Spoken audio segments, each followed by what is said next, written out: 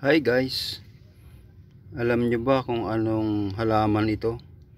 Tumutubo sa mga paso, sa mga pader, sa mga gilid ng mga kalsada, at kumisang kasama niya tumutubo itong pansit-pansitan. Ayan. Ito pala ay isang halamang gamot na nagtataglay ng antioxidant at antigenotoxic na nakapagpapalakas ng puso at may antidepressant, diuretic para sa kidney, para malabanan yung mga alat sa ating katawan.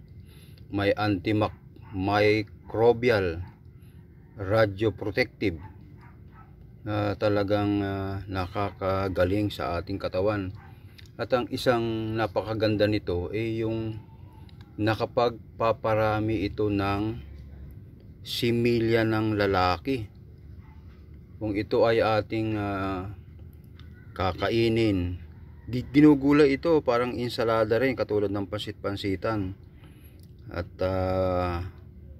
lalaga, iinumin ng sabaw kasama na yung mga sanga tangkay nito.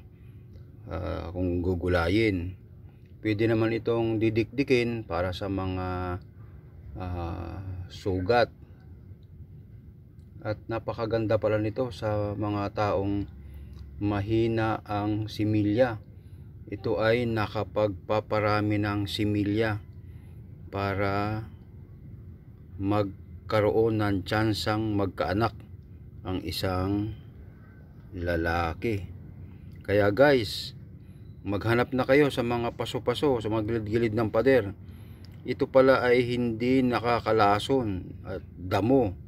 Ito pala ay pagkain, gamot na nagbibigay ng mga kagalingan sa ating katawan, lalo-lalo na pamparami ng similya. Sige guys, kumuha na kayo at magparami ng similya para magkaanak. Salamat guys.